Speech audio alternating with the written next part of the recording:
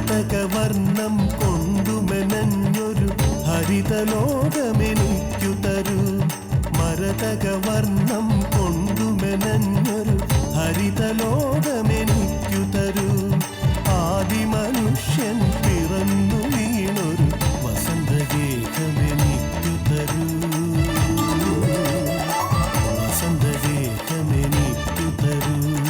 ആദിമനുഷ്യൻ പിറന്നു വീണൊരു വസന്തഗേഹമെനിക്കു തരൂ.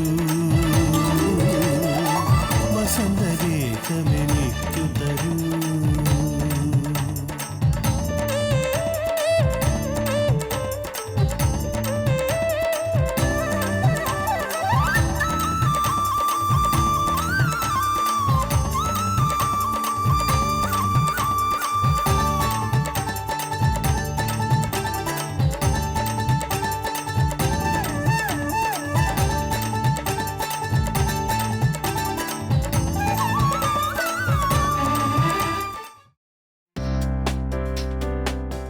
നായ്ക്കുരണ കൃഷിയുടെ അപൂർവ വിജയവുമായി ഒരു കർഷകൻ. മാക്യുന പ്രൂറിയൻസ് എന്ന ശാസ്ത്രനാമത്തിൽ അറിയപ്പെടുന്ന നായ്ക്കുരണ കേരളത്തിൽ അപൂർവമായി കൃഷി ചെയ്യുന്ന പയറുവർഗത്തിൽപ്പെട്ട ഒരു വാർഷിക വിളയാണ്. നായ്ക്കുരണ എന്ന പേര് കേൾക്കുമ്പോൾ നമുക്ക് ഓർമ്മ വരുന്നത് അസഹ്യമായ ചൊറിച്ചിലുളവാക്കുന്ന നായ്ക്കുരണ പൊടിയാണ്. നായ്ക്കുരണക്കായുടെ പുറത്തെ രോമങ്ങളിലുള്ള സിറോട്ടോണിനും മാക്യുനൈൻ എന്ന പ്രോട്ടീനുമാണ് ഈ ചൊറിച്ചിലിന് ഹേതു. ആഫ്രിക്കയാണ് സ്വദേശമെങ്കിലും ഇന്ത്യയുടെ പല ഭാഗങ്ങളിലും ഈ സസ്യത്തെ നമുക്ക് കാണാം. Velvet bean, devil's bean, Bengal velvet bean എന്നീ പേരുകളിലും ഇത് അറിയപ്പെടുന്നു. ഔഷധങ്ങളുടെ കലവറയാണ് നായ്ക്കുരണ. വിത്തിൽ ഉയർന്ന തോതിൽ എൽ-ഡോപ്പ അടങ്ങിയിരിക്കുന്നതിനാൽ പാർക്കിൻസൺസ് രോഗനിയന്ത്രണത്തിന് നായ്ക്കുരണ ഉപയോഗിക്കുന്നു. മനുഷ്യ ശരീരത്തിൻ്റെ ഊർജോൽപാദനത്തിനാവശ്യമായ കാർബോഹൈഡ്രേറ്റ്, മഗ്നീഷ്യം, കാൽഷ്യം, സോഡിയം തുടങ്ങിയ ധാതുലവണങ്ങൾ, പലതരം വൈറ്റമിനുകൾ, ആൽക്കലോയിഡുകൾ, ഫാറ്റി ഓയിൽ തുടങ്ങിയവയൊക്കെ നായ്ക്കുരണ പരിപ്പിലുണ്ടത്രേ. എല്ലാ മണ്ണിലും നായ്ക്കുരണ കൃഷി ചെയ്യാം. 180-200 ദിവസം വരെയാണ് ഈ വിളയുടെ കാലാവധി. ജൂൺ ജൂലൈ മാസങ്ങളിലും ഓഗസ്റ്റ് സെപ്റ്റംബർ മാസങ്ങളിലും കൃഷി തുടങ്ങാവുന്നതാണ്. 1,75 മീറ്റർ അകലത്തിൽ തവാരണകളെടുത്ത് വിത്ത് നടാം. 8-10 ദിവസത്തിനകം വിത്തുകൾ മുളയ്ക്കും. രാസവളം 3 ഇടവേളകളിലായി നൽകാം. വിത്തിടുന്നതോടുകൂടി ചാണകവും പൊട്ടാഷ്യം, ഫോസ്ഫറസും നൽകുന്നു.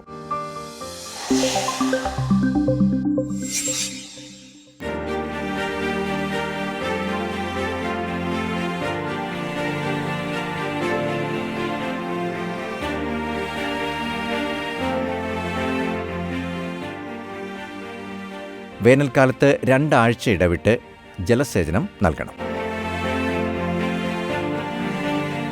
വിന്റർ സീസണിൽ പ്രതിമാസം 1 ജലസേചനം നൽകണം.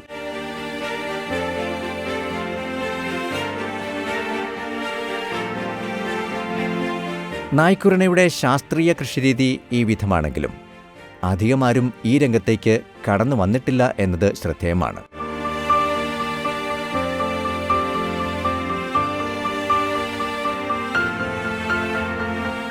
നായ്ക്കുരണ എന്ന അത്ഭുത ഔഷധ സസ്യത്തിൻ്റെ ഗുണഗണങ്ങളെക്കുറിച്ചുള്ള അറിവില്ലായ്മ ആയിരിക്കാം ഇതിനൊരു കാരണം. എന്നാൽ ഈ രംഗത്ത് അത്ഭുതം സൃഷ്ടിച്ചുകൊണ്ടിരിക്കുന്ന കണ്ണൂർ ജില്ലയിലെ ഇരിക്കൂർ ബ്ലോക്കിലെ പെരുവളത്തുപറമ്പ് ജോയിയെ നമുക്ക് പരിചയപ്പെടാം. 11 വർഷങ്ങൾക്ക് മുൻപാണ് ജോയി ഈ മേഖലയിലേക്ക് കടന്നുവരുന്നത്. നായ്ക്കുരണയുടെ സാധ്യതകളെയും കൃഷിരീതികളെയും കുറിച്ച് വിദഗ്ധരിൽ നിന്ന് നേരിട്ട് മനസ്സിലാക്കിയാണ് ഇദ്ദേഹം തൻ്റെ 1/2 ഏക്കർ പുരയിടത്തിൽ കൃഷി ആരംഭിച്ചത്. നൂതന രീതി ഉപയോഗിച്ച് ഔഷധഗുണം ഒട്ടും ചോർന്നു പോകാതെ സംസ്കരിച്ച് ഗുണമേന്മയോടെ ജെ ഹെർബൽസ് സക്സസ് പ്ലസ് എന്ന പേരിൽ വിപണിയിലെത്തിക്കുന്നു. നായ്ക്കുരണ പ്രോസസ്സ് ചെയ്യുന്നതിനായി ഒരു പ്രോസസ്സിംഗ് സെന്ററും ഇദ്ദേഹത്തിനുണ്ട്. പ്രോസസ്സിംഗ് സെന്ററിന്റെ മേൽനോട്ടം വഹിക്കുന്നതിനായി മകനും മകന്റെ ഭാര്യയും എപ്പോഴും ഇദ്ദേഹത്തോടൊപ്പമുണ്ട്. വർഷങ്ങളായി തുടരുന്ന ഗവേഷണങ്ങളുടെയും പഠനങ്ങളുടെയും ഫലമായി വികസിപ്പിച്ചെടുത്ത നായ്ക്കുരണ കൃഷിയിലുള്ള ജോയിയുടെ അനുഭവം അദ്ദേഹത്തിൽ നിന്നു തന്നെ നമുക്ക് മനസ്സിലാക്കാം. ഞാൻ ഒരുപാട് കാര്യങ്ങൾ നടത്തി, ഒരുപാട് മേഖലയിൽ എന്തെല്ലോ പണിയെടുത്തു. പക്ഷേ ഒന്നും എനിക്ക് ഒരു വിജയത്തിൽ എത്തിക്കാൻ കഴിഞ്ഞിട്ടില്ല. അപ്പം അങ്ങനെയാണ് നായ്ക്കുരണ കൃഷിയെപ്പറ്റി പഠിക്കുകയും അതിനെപ്പറ്റി കൂടുതൽ വായിക്കുകയും അതിനെപ്പറ്റി കൂടുതൽ അറിയുകയും ചെയ്തു. അപ്പോൾ എവിടെ വിത്ത് കിട്ടും, എവിടെ കിട്ടും എന്നൊക്കെ അന്വേഷിച്ചു. ഞാനുള്ള ആയുർവേദ കടകളിൽ മുഴുവൻ അന്വേഷിച്ചെങ്കിലും നാടൻ നായ്ക്കുരണക്കുരു ഒരിടത്തും കണ്ടെത്താൻ കഴിഞ്ഞില്ല. അപ്പോൾ എൻ്റെ സുഹൃത്തിനെയും കൂട്ടി കാട്ടിൽ പോയി നായ്ക്കുരണക്കുരു ശേഖരിച്ചു. അത് സ്വന്തം പറമ്പിൽ കൃഷി ചെയ്തു. നമ്മുടെ ആയുർവേദ ഡോക്ടർ പത്മനാഭ ഡോക്ടർ ഉണ്ടായിരുന്നു, അദ്ദേഹത്തെ പോയി കണ്ടു. അദ്ദേഹമാണ് നായ്ക്കുരണ എങ്ങനെ ചെയ്യണം, വിത്ത് മുളപ്പിക്കുക എങ്ങനെയൊക്കെയാണെന്ന് എനിക്ക് പറഞ്ഞു തന്നു. അദ്ദേഹത്തിൻ്റെ മേൽനോട്ടത്തിലാണ് ഞാൻ ആദ്യമായിട്ട് എൻ്റെ സ്വന്തം അരയേക്കർ സ്ഥലത്ത് കൃഷി ചെയ്തത്. 11 വർഷമായി ഞാൻ ഈ കൃഷിയിലേക്ക് വന്നിട്ട്. 11 വർഷം കൊണ്ടും ആദ്യം അരയേക്കർ ചെയ്തു, അത് കഴിഞ്ഞ് 1 ഏക്കർ ചെയ്തു, അത് കഴിഞ്ഞ് 4 ഏക്കർ ചെയ്തു, അത് കഴിഞ്ഞ് 10 ഏക്കർ ചെയ്തു. അങ്ങനെ വളർന്ന് 10-25 ഏക്കർ സ്ഥലം വരെ ഇപ്പം ഞാൻ എൻ്റെ കൃഷിയായിട്ട് 10-25 ഏക്കർ എത്തി. ഇപ്പം തന്നെയല്ല, ഈ പല യൂണിറ്റുകൾ പടിയൂർ കൃഷി ചെയ്യുന്നുണ്ട്, ചെങ്ങളായി ചെയ്യുന്നുണ്ട്, മയിൽ ചെയ്യുന്നുണ്ട്. അങ്ങനെ പല കുടുംബശ്രീ യൂണിറ്റുകളും എനിക്ക് വേണ്ടി കൃഷി ചെയ്തിപ്പം വിത്ത് എനിക്ക് തരുന്നുണ്ട്. ഒരു 3 മാസം വേണം നട്ട് കഴിഞ്ഞ് ഇതിന് ആദ്യത്തെ പൂ കാണാം.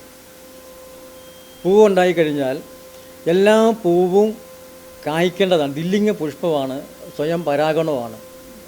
അപ്പോൾ 100 കായ് വരെ ഒരു കൊലയിൽ ഉണ്ടാവാം. പക്ഷേ അത് പല ബാഹ്യമായ ഇടപെടലുണ്ട്.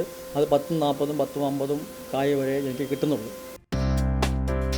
ജോയിയുടെ കൃഷിരീതി എങ്ങനെയാണെന്ന് നോക്കാം.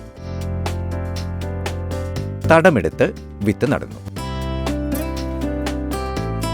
വിത്ത് മുളച്ച് പടർന്നു തുടങ്ങുന്നതിന് മുൻപായി താങ്ങ് നൽകുന്നു. ഈ താങ്ങിൽ കൂടി വള്ളികളെ പന്തലിലേക്ക് കയറ്റിവിടും.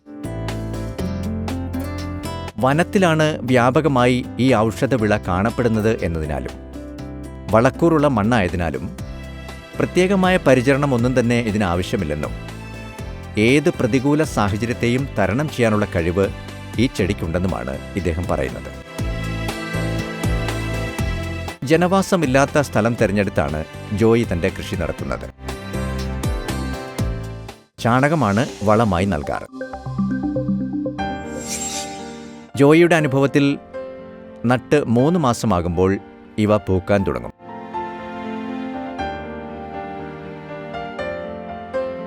പല ഇനങ്ങളിലുള്ള വിത്ത് ഉപയോഗിച്ചാണ് കൃഷിയെങ്കിലും നാടൻ വിത്തിനാണ് ഏറ്റവും കൂടുതൽ ഔഷധ മൂല്യമുള്ളതെന്നാണ് ഇദ്ദേഹത്തിൻ്റെ അഭിപ്രായം.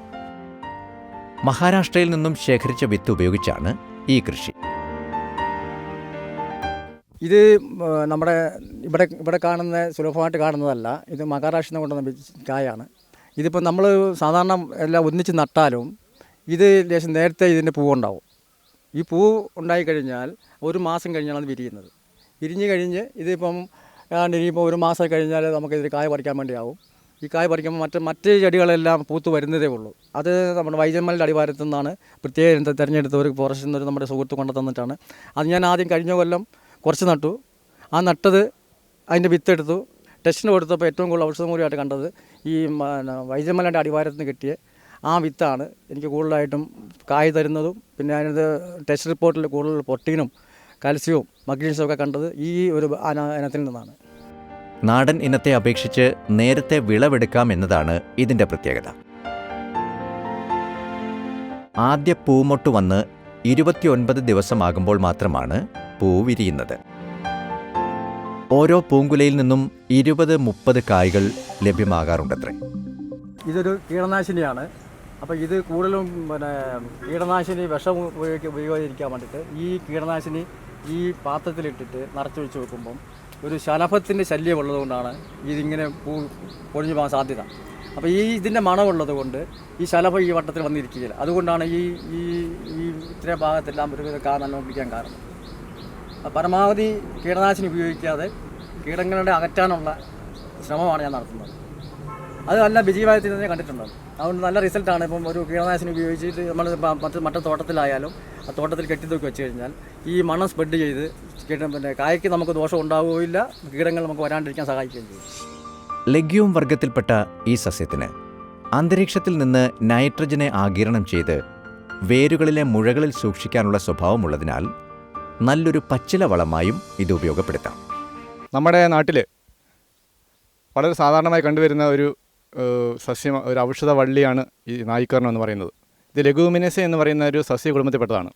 മിക്യൂണ പ്യൂരിയൻസ് എന്ന ശാസ്ത്രനാമത്തിൽ അറിയപ്പെടുന്ന ഈ ഔഷധ സസ്യം ഇത് വളരെ ശാസ്ത്രീയമായ രീതിയിൽ ഇവിടെ ശ്രീ ജോയി കുരുകിലങ്ങാട്ടിൽ എന്ന് പറഞ്ഞ കർഷകൻ ഇവിടെ 4 ഏക്കറോളം സ്ഥലത്ത് കൃഷി ചെയ്ത് വരികയാണ്. ഇത് വളരെ നമ്മുടെ നാട്ടിലുള്ള കാർഷിക വിളകളെ എങ്ങനെ നമുക്ക് പരമാവധി മൂല്യവർദ്ധിത ഉൽപ്പന്നങ്ങളാക്കി മാറ്റാം എന്നുള്ളതിൻ്റെ ഒരു ഉത്തമ ഉദാഹരണമാണ് ശ്രീ ജോയി ചേട്ടൻ ഇവിടെ കാണിച്ചു തന്നിട്ടുള്ളത്. ഇപ്പോൾ ഇവിടെ നമ്മൾ നിൽക്കുന്ന സ്ഥലത്ത് വളരെ നന്നായിട്ട് കായ്ച്ച് നിൽക്കുന്ന ഒരു തോട്ടമായിട്ട് നമുക്ക് കാണാൻ സാധിക്കും. ഇത് വളരെ നമുക്ക് പ്രത്യേക പരിപാലന മുറകളൊന്നും കൂടാതെ തന്നെ വളരെ നല്ല രീതിയിൽ ഉൽപ്പാദനം നമുക്ക് ഇതിൽ നിന്ന് ലഭ്യമാണ്. ഇപ്പോൾ സാധാരണഗതിയിൽ നല്ല നീർവാർച്ചയുള്ള നല്ല വളക്കൂറുള്ള മണ്ണിൽ പ്രത്യേക വളങ്ങളൊന്നും കൂടാതെ തന്നെ നന്നായിട്ട് നമുക്ക് വളർത്താൻ സാധിക്കും. ഇത് സാധാരണ മഴക്കാല ആരംഭത്തിൽ ജൂൺ മാസത്തോടുകൂടി നമ്മളിതിൻ്റെ വിത്ത് നട്ട് ആണ് നമ്മൾ കൃഷി ഇറക്കുന്നത്. അതിനുവേണ്ടി നമ്മൾ നന്നായിട്ട് സ്ഥലമെല്ലാം നന്നായിട്ട് ഒരുക്കി നന്നായിട്ട് കൊത്തിക്കളച്ച് ഏകദേശം 3-4 അടി അകലത്തിൽ തടങ്ങൾ എടുത്ത് നമ്മൾ വിത്ത് പാകുകയാണ് ചെയ്യുന്നത്. ജൂൺ മാസത്തിൽ നമ്മൾ വിത്ത് ഇറക്കുകയാണെങ്കിൽ ഏകദേശം നമുക്ക് ഡിസംബർ മാസത്തോടുകൂടി ഇതിൻ്റെ വിളവെടുപ്പ് നമുക്ക് സാധിക്കും. അല്ലെങ്കിൽ നമുക്ക് നനയ്ക്കാൻ സൗകര്യമുള്ള പ്രദേശങ്ങളാണെങ്കിൽ നമുക്ക് ഓഗസ്റ്റ് സെപ്റ്റംബർ മാസത്തോടുകൂടി നമുക്ക് വിത്തിറക്കുകയും നമുക്കൊരു ഫെബ്രുവരി മാർച്ച് മാസത്തോടുകൂടി നമുക്കതിന് വിളവെടുപ്പ് സാധിക്കുകയും ചെയ്യും. നമുക്ക് നല്ല വളക്കൂറുള്ള മണ്ണാണെങ്കിൽ പ്രത്യേകിച്ച് നമ്മൾ വളമൊന്നും ചെയ്യേണ്ടത് ആവശ്യം വരുന്നില്ല. നമുക്കല്ലെങ്കിൽ നമുക്ക് ജൈവവളമായിട്ട് നമുക്ക് കാലിവളമോ മറ്റ് വേപ്പിൻ പിണ്ണാക്ക് പോലുള്ള പിണ്ണാക്ക് ഇനത്തിൽപ്പെട്ട വളങ്ങളോ നമുക്ക് ഇട്ട് കൊടുക്കാം. ഏക്കറിന് ഒരു 5 ടൺ എന്ന കണക്കിൽ നമുക്ക് ഇട്ട് കൊടുക്കാവുന്നതാണ്. ഇത് നമ്മൾ മൂപ്പെത്തി കഴിയുമ്പോൾ നമ്മളിതിൻ്റെ വിത്തുകൾ ശേഖരിച്ച് നമ്മൾ വെയിലത്ത് ഉണക്കിയാണ് നമ്മൾ ഇത് സൂക്ഷിക്കുക. അതിനുശേഷം ഇത് പ്രോസസ്സ് ചെയ്ത് പൊടിയാക്കുന്നതിനുള്ള പ്രത്യേക സംവിധാനവും പ്രോസസ്സിങ് സെൻറ്ററും ഇവിടെ ജോയി ചേട്ടൻ്റെ നേതൃത്വത്തിൽ ഇവിടെ ആരംഭിച്ച് പ്രവർത്തിച്ച് വരുന്നുണ്ട്. ഇത് നമ്മുടെ പ്രദേശങ്ങളിൽ ശ്രദ്ധിക്കാതെ പോയി കിടക്കുന്ന ഒരു ഔഷധ വള്ളിയാണ്. ഇത് വളരെയധികം വാണിജ്യ പ്രാധാന്യമുള്ള ഒരു ഉൽപ്പന്നം ഇതിൽ നമുക്ക് ഇവിടെ ഉൽപ്പാദിപ്പിക്കാൻ സാധിക്കുന്നുണ്ട്. പല രാജ്യങ്ങളിലേക്കും ഇത് ഇവിടുന്ന് കയറ്റുമതി ചെയ്യുന്ന ഒരവസ്ഥയിലാണ് ഇപ്പോൾ നിലവിലുള്ളത്. പടിയൂർ, ചെങ്ങള, മയ്യിൽ തുടങ്ങിയ പ്രദേശങ്ങളിലെ കുടുംബശ്രീ യൂണിറ്റുകളിലെ അംഗങ്ങൾക്ക് ജോയ് തന്നെ പരിശീലനം നൽകി ഈ കൃഷി ചെയ്യിച്ചു വരുന്നുണ്ട്. ഞങ്ങളെ പഞ്ചായത്തിനകത്ത് എൻ്റെ വാർഡിൽ തന്നെ 14-ാം വാർഡ് എൻ്റെ വാർഡിൽപ്പെടുന്ന ഒരു പ്രദേശത്ത് തന്നെയാണ് ഇത്തരത്തിലുള്ള ഒരു കൃഷി നടത്തി വരുന്നത്. ഇതിൽ ആദ്യം തന്നെ ഇത്തരത്തിലുള്ള ഒരു സംരംഭം നടത്താൻ വേണ്ടി പ്രോത്സാഹനം തന്നിട്ടുള്ള ആളെ ഇതിൽ പ്രത്യേകിച്ച് അഭിനന്ദിക്കുകയാണ്. വളരെ ആശങ്കയോട് കൂടിയിട്ടാണ് ഞങ്ങളെ വാർഡിലുള്ള ഇവർ ഇത്തരത്തിലുള്ള ഒരു പ്രവൃത്തി ഏറ്റെടുക്കാൻ വേണ്ടി തയ്യാറായിട്ടുള്ളത്. ഇത് എങ്ങനെ നടപ്പിലാക്കുമെന്നോ ഇതിൻ്റെ പ്രവർത്തനം എന്തായിരിക്കും എന്നതിനെക്കുറിച്ചൊന്നും ആദ്യം വലിയ ധാരണയൊന്നും ഉണ്ടായിട്ടില്ലെങ്കിലും എൻ്റെ വാർഡിലടക്കമുള്ള ഇവർ ഇത് ഏറ്റെടുക്കാൻ വേണ്ടി ഒരു വെല്ലുവിളി എന്ന നിലയിൽ തന്നെ ഏറ്റെടുക്കാൻ വേണ്ടി തയ്യാറായി എന്നതിൽ വളരെയധികം സന്തോഷമുണ്ട്. തുടങ്ങിയതിന് ശേഷം കഴിഞ്ഞ ജൂൺ മാസം മുതൽ ഇന്നേതുവരെ എല്ലാ ദിവസങ്ങളിലും ഇതിനു വേണ്ടി നല്ല രീതിയിൽ അഹോരാത്രം കഷ്ടപ്പെട്ടിട്ടാണ് ഈ ഒരു കൃഷി ഈ രീതിയിൽ വളർത്തിയെടുത്തിട്ടുള്ളത്. ഇത്തരത്തിലുള്ള ഒരു ഔഷധ കൃഷി നടത്താൻ തയ്യാറായതിൽ ഈ ഏറ്റെടുത്ത ഈ പ്രവർത്തകരെ ഞാൻ ഹൃദയത്തിൻ്റെ ഭാഷയിൽ അഭിനന്ദിക്കുന്നതിന് വേണ്ടി കൂടി ഈ അവസരം ഉപയോഗിക്കുകയാണ്. കേരള കർഷകൻ, മണ്ണിന്റെ മണമുള്ള കൃഷിമാസിക. ഒറ്റപ്രതി 10 രൂപ, വാർഷിക വരിസംഖ്യ 100 രൂപ മാത്രം, ആയുഷ്കാല വരിസംഖ്യ 1000 രൂപ.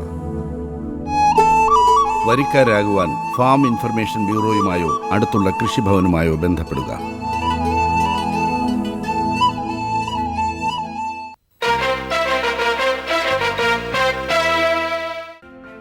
പേർ ചേർന്നാണ് മയ്യിലിൽ കൃഷി ചെയ്യുന്നത്. ഈ സ്ഥലം ഇവിടെ എന്തുകൊണ്ടും പുഴത്തീരമാണ്. ഒരുപാട് സ്ഥലം ഒന്നിച്ചുള്ള ഒരു സ്ഥലത്ത് കൃഷി ചെയ്യാൻ ചോദിച്ചപ്പോൾ എനിക്ക് ഏറെ അഭിമാനത്തോടെ അത് പറയാൻ പറ്റും. അത് 100% വിജയത്തിലെത്തിക്കാൻ അദ്ദേഹത്തിന് കഴിയും. ഇത് ഒരുപാട് ജനങ്ങൾക്ക് ഉപകാരമുള്ള ഒരു ഔഷധമാണ്. ഇന്ന് ആൻറ്റിബയോട്ടിക്കിനെയൊക്കെ ആശ്രയിച്ച് പുറകെ പോകുന്ന ആൾക്കാർക്ക് ഇത് മേടിച്ചുപയോഗിച്ചാൽ എല്ലാത്തരം രോഗങ്ങൾക്കും മാത്രമല്ല ശരീരത്തിൻ്റെ ആരോഗ്യത്തിനും വളരെ വിഷമില്ലാതെ കഴിക്കാൻ പറ്റുന്ന ഒരു ഔഷധമാണ്. തുടക്കത്തിൽ ഇവർക്ക് ഈ കൃഷിയെക്കുറിച്ച് ആശങ്ക ഉണ്ടായിരുന്നുവെങ്കിലും ജോയിയുടെ മേൽനോട്ടവും വിദഗ്ധ ഉപദേശവും മൂലം ഈ കൃഷിയുമായി ഇവർക്ക് താതാത്മ്യം പ്രാപിക്കാൻ കഴിഞ്ഞിരിക്കുന്നു. 4 കുടുംബശ്രീയിൽ നിന്നും ഒരു 4 ആൾ വീതം വെച്ച് നമുക്ക് പണി തുടങ്ങാമെന്ന് പറഞ്ഞ് അങ്ങനെ ഞങ്ങളിപ്പോൾ 13 പേരാണ് ഇതിന് ഇറങ്ങിത്തിരിച്ചത്. അപ്പോൾ ആദ്യം തുടങ്ങുമ്പോൾ നമുക്ക് ആദ്യം ഒരു വലിയൊരു ആശങ്കയൊന്നും ഉണ്ടായില്ല. ഇത് അങ്ങനെ അധികം പണിയുണ്ടാകുന്നു, അത് വളപ്രയോഗം അങ്ങനെ കാര്യമായിട്ടൊന്നും വേണ്ട എന്നുള്ള രീതിയിൽ തന്നെയാണ് നമ്മൾ തുടങ്ങിയത്. അപ്പോൾ ഈ റബ്ബർ മുറിച്ച് കശുമാവിൻ തൈ വെച്ച സ്ഥലമായിരുന്നു ഇത്. ഞങ്ങൾ വന്ന് നോക്കിയപ്പോൾ ഭയങ്കര കാടും കുറച്ച് കഷ്ടപ്പെടേണ്ട സ്ഥലമാണെന്ന് നമുക്ക് മനസ്സിലായി. നമ്മൾക്ക് CDS ചെയർപേഴ്സൺ വന്ന് സ്ഥലമെല്ലാം കാണിച്ചു തന്നു. അപ്പോൾ നമ്മൾ ഏതായാലും ഇറങ്ങിത്തിരിച്ചത് തന്നെയാണ്. ഇറങ്ങിത്തിരിക്കുക, ഇത് എന്തായാലും നേടിയെടുക്കണം എന്നുള്ള ഒരു വിശ്വാസത്തോടു കൂടി എല്ലാവർക്കും പുറത്തേക്ക് ഒന്ന് ഇറങ്ങി വരാൻ ധൈര്യമൊക്കെ ഉണ്ടായിരുന്നെങ്കിലും കൂടി എൻ്റെ സപ്പോർട്ട് ഞാൻ എല്ലാവരെയും ഒന്ന് സമ്മർദ്ദം ചെലുത്തിയതിൻ്റെ ഭാഗമായിട്ടാണ് എല്ലാവരും ഇറങ്ങിയത്. അപ്പോൾ ഇടയ്ക്ക് വെച്ച് കുറേ ആൾ പിരിഞ്ഞു പോകേണ്ട പിന്നെ പ്രശ്നത്തോടെല്ലാം അടുത്തിരുന്നു. ഒരു പണി കൂടുതലും കഷ്ടപ്പാടാണോ എന്ന് കണ്ടപ്പോൾ പിന്നെ ഞങ്ങൾ ഇതുമായിട്ട് പൊരുത്തപ്പെട്ടു. ഇത് ഏറ്റവും കൂടുതൽ പണി പിടിക്കുന്നത് ഇതിൻ്റെ പന്തലിൻ്റെ പണിയാണ് ഏറ്റവും കൂടുതൽ. ഇതിന് കമ്പ് നാട്ടുന്നതും പന്തലിനെ കുറച്ച് ഞങ്ങൾക്ക് നമ്മുടെ വീട്ടിലെ ആണുങ്ങളെല്ലാം വന്ന് സഹായിച്ചിട്ടുണ്ട്. പിന്നെ ബാക്കി എല്ലാ പണികളും ഞങ്ങൾ തന്നെ ഒറ്റയ്ക്ക് തന്നെ ഏറ്റെടുത്ത് ചെയ്യുന്നത്. ജൂൺ ജൂലൈ മാസങ്ങളിൽ ആരംഭിക്കുന്ന കൃഷിയുടെ വിളവെടുപ്പ് ഡിസംബർ ജനുവരിയോടെ നടത്താവുന്നതാണ്. വിളവെടുക്കാറാകുമ്പോൾ ചെടി ഉണങ്ങിത്തുടങ്ങുകയും കായ്കൾ ബ്രൗൺ നിറമായി മാറുകയും ചെയ്യും. വിളവെടുപ്പിന് പ്രത്യേക ശ്രദ്ധ വേണം. പ്രത്യേകമായി തയ്യാറാക്കിയ കോട്ടും കൈയുറകളും ബൂട്ടും ധരിച്ചാണ് വിളവെടുപ്പ്. ശരീരത്തിൽ തെല്ലും തൊടാതെ ശ്രദ്ധയോടെ കത്രിക കൊണ്ട് കായ് നിറഞ്ഞ കുലയുടെ മുകൾ ഭാഗം മുറിച്ച് പ്ലാസ്റ്റിക് പാത്രങ്ങളിൽ ശേഖരിക്കുന്നു. കായ്കൾ പിന്നീട് ചാക്കുകളിൽ നിറച്ചാണ് കൊണ്ടുപോകുന്നത്.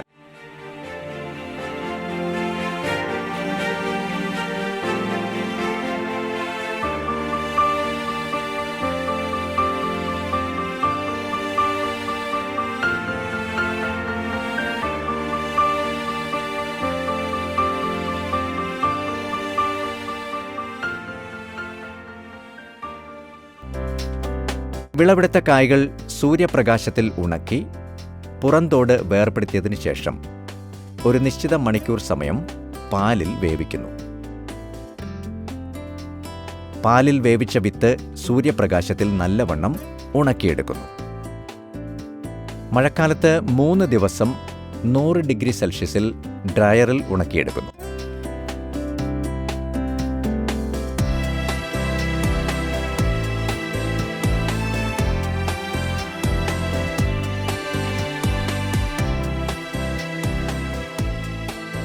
ഇത്തരത്തിൽ ഉണക്കിയ വിത്തിൽ നിന്നും തോട് മാറ്റി പരിപ്പാക്കുന്നതാണ് അടുത്ത പടി. ഇതിനായി പ്രത്യേകം സജ്ജീകരിച്ചിട്ടുള്ള മില്ലിൽ കൂടി വിത്ത് കടത്തിവിട്ട് പരിപ്പും ചണ്ടിയും വെവ്വേറെ ശേഖരിക്കുന്നു.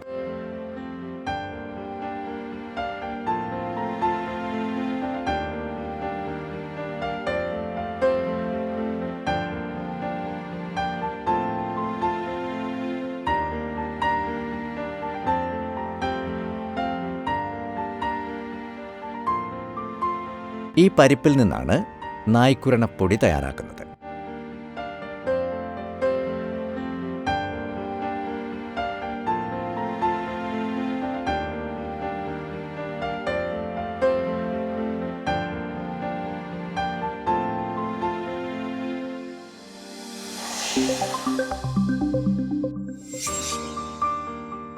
ഇങ്ങനെ തയ്യാറാക്കുന്ന പൊടി 5 ഗ്രാം വീതം ചെറിയ പൗച്ചുകളിൽ നിറച്ച് മെഷീനിൽ സീൽ ചെയ്യും.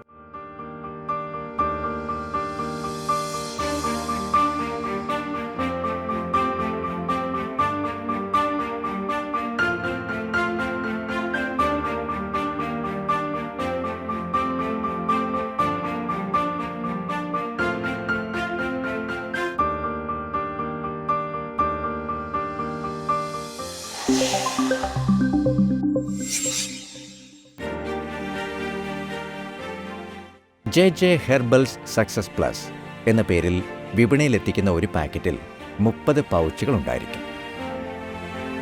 ഒരു പാക്കറ്റിന് 600 രൂപയാണ് വില. ബുദ്ധിശക്തി, കായികശേഷി എന്നിവയെ ഒരുപോലെ ഉത്തേജിപ്പിക്കുന്ന പ്രകൃതിദത്ത ഔഷധമാണ് നായ്ക്കുരണ എന്നാണ് ജോയിയുടെ അഭിപ്രായം. കാര്യമായിട്ട് വളങ്ങളൊന്നും നമ്മൾ ചെയ്യേണ്ട കാര്യമില്ല. മണ്ണിൽ ഇതിന് ന്യൂട്രോഡിയിൽ എന്നൊരു ഇതിൻ്റെ ഒരു അംശമുണ്ട്. അപ്പം അത് അടുത്ത കൊല്ലത്തേക്ക് കൃഷിക്ക് നൈട്രജൻ സ്വന്തമായിട്ട് മണ്ണ് ശേഖരിക്കുന്നുണ്ട്. ഇക്കൊല്ലം തന്നെ കാര്യമായിട്ട് വളമൊന്നും കൊടുത്തില്ല. ഇത് വന്യമായിട്ട് വളരുന്ന ചെടിയാണ്. ഏത് പ്രതികൂല സാഹചര്യത്തെയും അതിജീവിക്കാനുള്ള ശേഷി ഈ ചെടിക്കുണ്ട്. അതുപോലെ തന്നെ ഈ ചെടി ഏത് സാഹചര്യത്തിലും വളർന്നു വരും. നമ്മൾ മൺസൂൺ ആരംഭത്തിൽ കൃഷി ചെയ്ത് കഴിഞ്ഞാൽ നമുക്ക് ജനുവരി മാസം കായ് പറിക്കാം. നമ്മൾ ജൂൺ മാസം നട്ട് കഴിഞ്ഞാൽ ജനുവരി ലാസ്റ്റ് ആവുമ്പോൾ നമുക്ക് കായ് പറിക്കാനാവും. മണ്ണിലെ ഈർപ്പം പോകുന്നതനുസരിച്ച് ഇതിൻ്റെ ചെടി ഉണങ്ങിപ്പോകും. അപ്പോൾ അന്നേരം നമുക്കതിൻ്റെ കായ മുഴുവൻ പറിച്ചെടുക്കാം. ഇത് സ്വാഭാവികമായിട്ട് തന്നെ ഇത് കായ ഉണങ്ങിക്കഴിയുമ്പോൾ പൂ ഇലയെല്ലാം പൊഴിഞ്ഞു പോയി സൂര്യപ്രകാശം നേരിട്ട് കിട്ടാൻ വേണ്ടിയാണ് സ്വാഭാവികമായിട്ട് ഇല പൊഴിഞ്ഞു പോകുന്നത്. പൂവാകുമ്പം മുതൽ പൂവിൻ്റെ അഗ്രഭാഗത്തിൽ 2-3 തൊങ്ങലുണ്ടാവും. ചെറിയ വലിയ കായലുണ്ടാകുന്ന പോലെ തന്നെ 2-3 തൊങ്ങൽ ഇതിൻ്റെ പൂവിൻ്റെ അഗ്രത്തും ഉണ്ടാവും. ഇതാണ് നമുക്ക് പൂ മുട്ടിക്കഴിഞ്ഞാൽ ചൊറിച്ചിലുണ്ടാക്കും. അത് ഈ കായ് പറിച്ചു കഴിഞ്ഞാൽ സാധാരണഗതിയിൽ നമുക്ക് മനുഷ്യന്മാരുടെ ധാരണ ഇത് കൃഷി ചെയ്യാൻ പറ്റില്ല, ഇത് ചൊറിയുന്നതാണ്. അപ്പോൾ നമുക്കിത് കൃഷി ചെയ്യാൻ വലിയ ബുദ്ധിമുട്ടൊന്നുമില്ല. അപ്പോൾ മരത്തിൻ്റെ മുകളിലൊക്കെ കിടക്കുന്ന കായാണെങ്കിൽ ഇത് പൊട്ടുമ്പം ഇതിൻ്റെ പുറത്തെ തൊങ്ങൽ സ്പ്രെഡ് ചെയ്ത് പുറത്തേക്ക് പോകും. ഇതിങ്ങനെ താണു വന്ന് ഇലയിൽ പറ്റി പിടിച്ചിരിക്കുമ്പം നമ്മൾ നടന്നു പോകുമ്പോൾ നമ്മുടെ കാലയിൽ മെത്തെല്ലാം പറ്റി പിടിക്കും. അതാണ് ചൊറിച്ചിട്ടുള്ളത്. ഇത് വന്തലത്തിനകത്ത് നമ്മൾ തൊട്ടെങ്കിൽ മാത്രമേ ചൊറിയത്തുള്ളൂ. അതിൻ്റെ ഉള്ളിൽ കയറിയുകൊണ്ടൊന്നും നമുക്ക് ചൊറിച്ചിട്ടുണ്ടാകത്തില്ല. നാഡീ തളർച്ച, പേശി തളർച്ച, പാർക്കിൻസൺസ് രോഗം തുടങ്ങിയ വാർദ്ധക്യ സഹജമായ രോഗങ്ങൾക്കും ഇത് അത്യുത്തമമാണത്രേ. നാഗാർജുന ഔഷധമിത്ര അവാർഡ്, കൃഷ്ണമേനോൻ സ്മാരക സമിതി അവാർഡ് തുടങ്ങിയ ഒട്ടേറെ അവാർഡുകളും അംഗീകാരങ്ങളും ഇതിനകം ജോയിയെ തേടിയെത്തിക്കഴിഞ്ഞു. നായ്ക്കുരണയുടെ ഔഷധ മാഹാത്മ്യം തിരിച്ചറിയുകയും നായ്ക്കുരണ കൃഷിയെ സ്നേഹിക്കുകയും അതിൻ്റെ അത്ഭുത സവിശേഷതകളെക്കുറിച്ചുള്ള അറിവ് പൊതുസമൂഹത്തിന് പകർന്നു നൽകി കൃഷിയെ വ്യാപിപ്പിക്കാനുള്ള ഇദ്ദേഹത്തിൻ്റെ അദമ്യമായ ആഗ്രഹവും പ്രയത്നവും പ്രശംസനീയം തന്നെ. ജോയിയോട് സംസാരിക്കാം. ഫോൺ 9387614930.